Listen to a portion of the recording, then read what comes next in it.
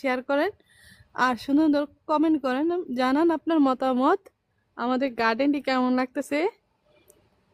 আপনাদের জন্য আরো কিছু আছে, যেমন এই যে এখানে আমাদের তিন তিন ফলের গাছ আছে, এই যে যেগুলো আপনারা কিন্তু কখনো দেখেন নাই, মনে হয় না দেখছেন।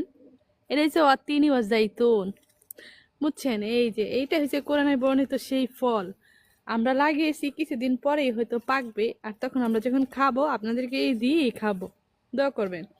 আর এটা হচ্ছে কোরআনে বর্ণিত সেই সেই গাছের নাম রাইহান, যার সুগন্ধে শয়তান সহ পালিয়ে যায়। এই ফুলের ঘ্রাণ কিন্তু অসম্ভব অন্যরকম একটি ঘ্রাণ, যা আপনার নাকের সামনে যদি আনেন, গ্রানে মনে হয় আপনাকে মাতাল করাই দিব, অদ্ভুত ধরনের একটা গ্রান।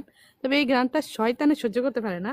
তো এখানে যারা যারা শয়তান আছেন আমার মনে হয় থাকতে পারবেন না, কারণ এই গ্রানটা আপনাকে একদম ইয়ে করে দিবে, দূষিত করে দিবে। আর এখানেই আছে কোরআনের যে কোরআনে বর্ণিত আরেকটি ফল গাছ, যেটা হচ্ছে রুম্মান। হ্যাঁ, রুম্মান, রুম্মান নেই, হ্যাঁ হ্যাঁ রুম্মান। এটা হচ্ছে রুম্মান। আপনারা কি চিনতে পারছেন সেই রুম্মান? কোরআনে আসলে অনেকগুলো ফলের নাম, গাছের নামই আছে, তবে জানি না আমার কাছে শুধু ফুল ধরে, ফল আসে না। আমি মানুষটা এরকম, বুঝছেন? সত্যি অনেক গাছ লাগাইছি, ফল ধরে, ফুল আসে কিন্তু ফল আসে না।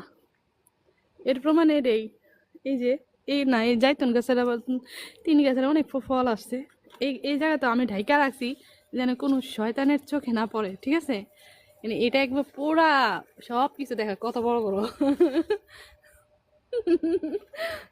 হ্যাঁ, আমার হাত, আমি জানি না কেমন। আর এটা হচ্ছে যে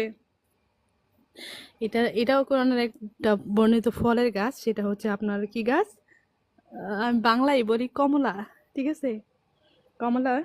আর এটা হয়েছে লেবু। এই দেখো, এই গাছটা দেখো, এমন বড় ফাটার মতো হয়েছে, তবে ফল নাই।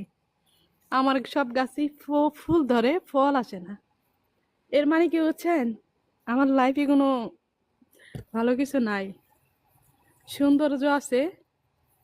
এই যে এটা হচ্ছে চামেলি, তোমার মতো বাড়ি, চামেলি ফুল, অনেক গ্রান আছে গাছটা। লতা করে দিছি, বাঁচতে বাঁচতে উঠবে।